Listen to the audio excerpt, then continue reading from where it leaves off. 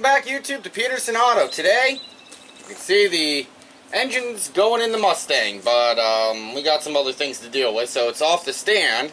So I can finally put the clutch and flywheel and pilot bearing and all that good stuff on. So, how are we going to do that? Well, today we're going to show you how to remove a pilot bearing with just about anything you have in your toolbox. So, this pilot bearing's not the same size as the other one. It's a little bigger. It's for a truck because it's a Windsor. So what we got here is a socket and an extension. Size socket doesn't matter except for you want one that fits. So you want one that will go right in that hole fairly snugly. Okay?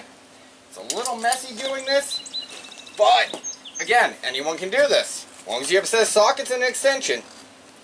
So you pump that hole full of grease, or really anything else that will work in said manner. You want something somewhat liquidy, but you know, enough that it's not going to just run out.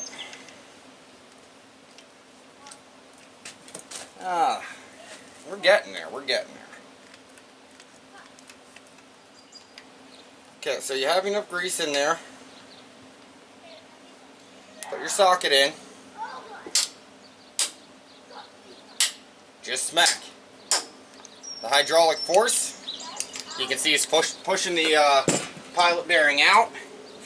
Now occasionally, depending on your socket size and the amount of grease you may need, go ahead and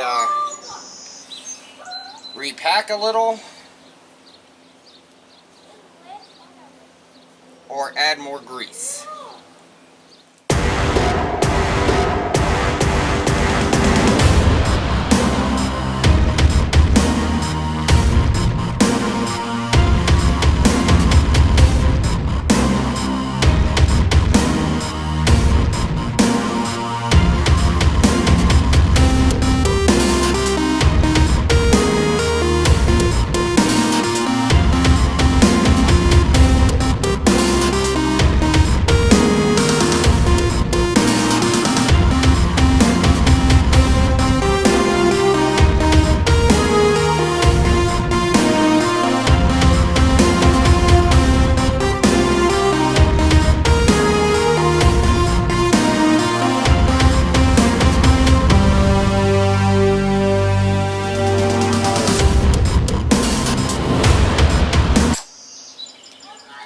And there you go.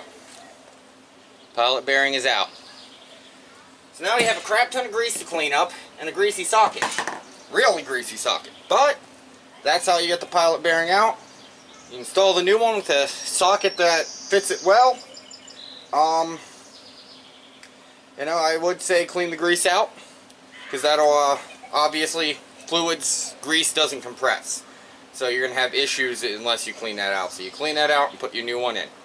So there's a quick little tip for you for pilot bearings. Thank you for watching. Please like, comment, and subscribe to Peterson Auto.